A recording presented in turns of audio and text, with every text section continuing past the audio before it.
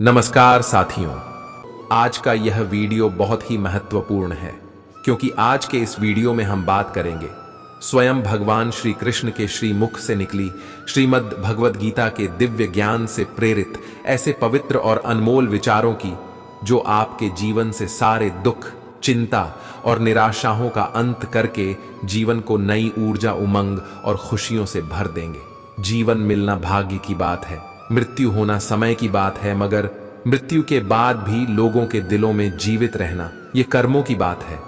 कहानी पुरानी जरूर है और आपने सुनी भी होगी, पर कई बार कहानी की शिक्षा इतनी महत्वपूर्ण होती है कि उसे बार बार सुनना जरूरी हो जाता है ताकि हम सतर्क हो सके, बार बार अपने जीवन में झांक सके कि कहीं हम भी तो ऐसा नहीं कर रहे। भगवान ने जब इंसान की रचना की तो उसे अपनी यात्रा आरंभ करने से पहले दो पोटल दी और कहा, एक पोटली तुम आगे की तरफ लटकाना और दूसरी पोटली कंधे के पीछे की तरफ। इंसान ने बिल्कुल वैसा ही किया। फिर भगवान ने कहा, ध्यान से सुनो, तुम्हारी नजर सिर्फ और सिर्फ आगे वाली पोटली पर होनी चाहिए, पीछे वाली पर नहीं। इंसान हामी भरकर वहां से चला गया। इंसान ने ठीक वैसा ही किया जैसा उसे भगवान ने बताया था। वो आगे वाली पोटली को बार बार देखता। आगे वाली पोटली में उसकी कमियां थीं और पीछे वाली पोटली में दुनिया की कमियां। वो जब भी आगे वाली पोटली को देखता तो उसे अपनी कमियां नजर आती। वह एक एक करके अपनी कमियां सुधारता गया और उसकी तरक्की होने लगी। वह बहुत अच्छा इंसान बनता गया, बेहतर से बेहतर खुशहाल होता गया। उसने कभी भी पीछे वाली पोटली पर नजर तक नहीं डाली। एक बार वह तालाब के किनारे नहाने के लिए रुका। उसने दोनों पोटलियां तालाब के किनारे छोड़ दी। नहाकर जब वह बाहर आया तो उसे समझ ही नहीं आया कौन सी पोटली आगे वाली थी और कौन सी पीछे वाली, क्योंकि दोनों बिल्कुल एक जैसी थी। अब गड़बड़ यह हुई कि उसने पीछे वाली पोटली आगे टांग ली और आगे वाली पीछे। अब उसे पूरी दुनिया में कमियां ही कमियां नजर आने लगी। यह ठीक नहीं, वो ठीक नहीं, बच्चे निकम्मे हैं, पड़ोसी बेकार है, सरकार बेकार है, जहां देखो वहां कमियां। अब वो हर जगह कमियां ढूंढने लगा सिवाय खुद के, क्योंकि उसे भगवान की वह बात याद थी कि नजर सिर्फ आगे वाली पोटली पर रखना। अब बेचारे का बहुत बुरा परिणाम होने लगा। वह पतन की तरफ बढ़ने लगा।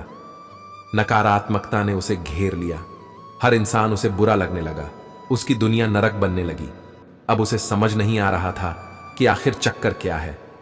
वह वापस भगवान के पास गया। भगवान ने उसे समझाया, जब तक तेरी नजर खुद की कमियों पर थी तू तरक्की कर रहा था, क्योंकि तू खुद को सुधार रहा था, और जैसे ही तूने दूसरों की कमियां देखनी शुरू कर दी वैसे ही तेरा पतन आरंभ हो गया। दोस्तों, यही हकीकत है। जब जब हम अपनी उंगलियां दूसरों पर उठाएंगे तब तब हम केवल और केवल अपना ही नुकसान करेंगे। हम किसी को भी नहीं सुधार सकते। आध्यात्मिकता की नजर से देखें तो हर कोई अपनी यात्रा पर है।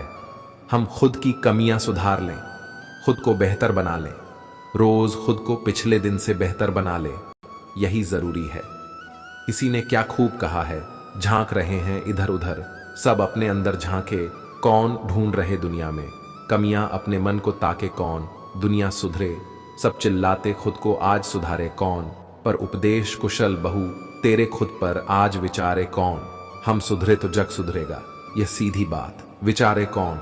श्री कृष्ण कहते हैं, सब्र कोई कमजोरी नहीं होती, बल्कि यह वह होती है जो सभी में नहीं होती। दुआएं कभी खाली नहीं जाती, बस सही वक्त पर कबूल होती हैं। मनुष्य अपने विश्वास से निर्मित होता है, जैसा वह विश्वास करता है वैसा ही वह बन जाता है। हर चीज की नकल की जा सकती है, लेकिन चरित्र और व्यवहार की नहीं। अपनी सोच को काबू में रखिए, क्योंकि आपकी सोच ही असलियत का रूप लेगी। अगर नीयत अच्छी हो तो नसीब कभी बुरा नहीं होता। दिमाग में विचारों की भीड़ जितनी कम होगी, जिंदगी का सफर उतना ही आसान होगा। मन का झुकना भी बहुत जरूरी है, सिर्फ सर झुकाने से भगवान नहीं मिलते। अगर आप उन बातों और परिस्थितियों की वजह से चिंतित हो जाते हैं जो आपके नियंत्रण में नहीं है, तो इसका परिणाम समय की बर्बादी और भविष्य का पछतावा है। आप दुख पर ध्यान देंगे तो हमेशा दुखी रहेंगे। आप सुख पर ध्यान देंगे तो हमेशा सुखी रहेंगे, क्योंकि आप जिस पर ध्यान देते हैं वही चीज सक्रिय हो जाती है। श्रीमद् भागवत गीता में भगवान श्री कृष्ण कहते हैं कि जिस तरह प्रकाश की ज्योति अंधेरे में चमकती है, ठीक उसी प्रकार सत्य भी चमकता है। इसलिए मनुष्य को हमेशा सत्य की राह पर चलना चाहिए। मृत्यु एक अटल सत्य है जिसे कभी बदला नहीं जा सकता है। इस संसार का जब से निर्माण हुआ है तब से जन्म मृत्यु का चक्र चलता आ रहा है। कोई मनुष्य चाहे लाख चीजें जान ले, चाहे वह पूरे जगत को जान ले, लेकिन अगर वह स्वयं को नहीं जानता तो वह अज्ञानी है। कान्हा कहते हैं, अगर कोई आपको ठुकरा दे तो बुरा मत मानना, क्योंकि वे वास्तव में आपकी कीमत नहीं जानते। बुरा वक्त गुजर जाता है, बस उस ऊपर वाले को हमारा सब्र आजमाना होता है। चेहरे पर हमेशा मुस्कान का यह मतलब नहीं कि जीवन में संघर्ष नहीं, बस ऊपर वाले पर भरोसा ज्यादा है। तबीयत से व्यक्ति जितना कमजोर नहीं होता, उससे ज्यादा वह नकारात्मक विचारों से थकता है। जिंदगी में हम कितने सही और कितने गलत हैं, यह सिर्फ दो ही शख्स जानते हैं, परमात्मा और अंतरात्मा। नकारात्मक विचारों को अपने मन में प्रवेश करने की अनुमति ना दो, क्योंकि यही वह एक चीज होती है जो हमारा आत्मविश्वास कम कर देती है। कामयाबी कुछ नहीं, बस एक नाकामयाब व्यक्ति के संघर्ष की कहानी होती है। आपके खिलाफ होने वाली बातों को खामोशी से सुन लीजिए, यकीन मानिए वक्त उन्हें बेहतर जवाब देगा। जिसने अपने को वश में कर लिया है, उसकी जीत को देवता भी हार में नहीं बदल सकते। अगर लोग आपकी अच्छाई को आपकी कमजोरी समझते हैं तो ये उनकी समस्या है। आप आईना हो, आईना बने रहो। उन फिक्र वो करें जिनकी सूरत खराब है। श्रीमद् भगवत गीता में भगवान श्री कृष्ण कहते हैं कि हे अर्जुन, तुम्हारा क्या गया जो तुम रोते हो? तुम क्या लाए थे जो तुमने खो दिया? तुमने क्या पैदा किया था जो नष्ट हो गया? तुमने जो लिया यहीं से लिया, जो दिया यहीं पर दिया। जो आज तुम्हारा है कल किसी और का होगा, क्योंकि परिवर्तन ही संसार का नियम है और समय के साथ संसार में हर चीज परिवर्तन के नियम का पालन करती है। भगवान श्री कृष्ण कहते हैं, कर्म योग ही वह योग है जिसके माध्यम से हम अपने जीवात्मा से जुड़ पाते हैं। कर्म योग हमारे आत्मज्ञान को जागृत करता है।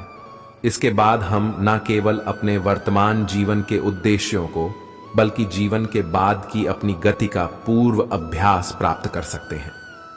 इस योग में कर्म के द्वारा ईश्वर की प्राप्ति की जाती है। श्रीमद् भगवत गीता में कर्म योग को सर्वश्रेष्ठ माना गया है। गृहस्थ और कर्मठ व्यक्ति के लिए यह योग अधिक उपयुक्त है। कर्म योग सिखाता है कि कर्म के लिए कर्म करो, आसक्ति रहित होकर कर्म करो। कर्म योगी इसीलिए कर्म करता है कि कर्म करना उसे अच्छा लगता है। कर्म योगी कर्म का त्याग नहीं करता, वह केवल कर्म फल का त्याग करता है और दुखों से मुक्त हो जाता है। उसकी स्थिति इस संसार में एक दाता के समान है और वह कुछ भी पाने की कभी चिंता नहीं करता। वह जानता है कि वह दे रहा और बदले में कुछ मांगता नहीं, और इसीलिए वह दुख के चंगुल में नहीं पड़ता। संसार का कोई कार्य ब्रह्म से अलग नहीं है, इसलिए कार्य की प्रकृति कोई भी हो, निष्काम कर्म सदा ईश्वर को ही समर्पित हो जाता है। हे अर्जुन, पुनर्जन्म का कारण वासनाओं या अतिरिक्त कामनाओं का संचय है। कर्मयोगी कर्म फल के चक्कर में ही नहीं पड़ता, अतः वासनाओं का संचय भी नहीं होता। इस प्रकार कर्मयोगी पुनर्जन्म के बंधन से भी मुक्त हो जाता है। भगवान श्री कृष्ण कहते हैं, मनुष्य का मन वायु की तरह चंचल है। यह मन ही है जो मनुष्य को काम वासनाओं की तरफ भटका रहता है। अगर जीवन को सफल बनाना है तो मन पर काबू करना बहुत जरूरी है। मन को वश में करने से दिमाग की शक्ति केंद्रित होती है, जिससे कार्यों में सफलता मिलने लगती है। गीता के अनुसार जिस व्यक्ति ने अपने मन पर काबू पा लिया, वह मन में पैदा होने वाली बेकार की चिंताओं और इच्छाओं से भी दूर रहता है। साथ ही वह व्यक्ति अपने लक्ष्य को भी आसानी से प्राप्त कर लेता है। अगर मन को वश में नहीं करोगे तो वह तुम्हारा सबसे बड़ा शत्रु बन जाएगा। भगवान कहते हैं, जो मनुष्य सुख और दुख में शांत रहता है, जिसके राग भय और क्रोध नष्ट हो गए हैं, जो मनुष्य शुभ और अशुभ वस्तु को पाकर ना प्रसन्न होता है और ना द्वेष करता है, जिन्होंने अपनी इंद्रियों को वश में कर लिया, वह स्थिर बुद्धि वाला मनुष्य मुनि के समान है। ऐसा मनुष्य स्थिर चित्त और इंद्रियों को वश में करके ज्ञान द्वारा परमात्मा को प्राप्त करके हमेशा संतुष्ट रहता है। क्रोध मनुष्य को नरक की ओर ले जाने वाला द्वार है। क्रोध करने से व्यक्ति का मन अशांत हो जाता है और उसकी स्मरण शक्ति भ्रमित हो जाती है।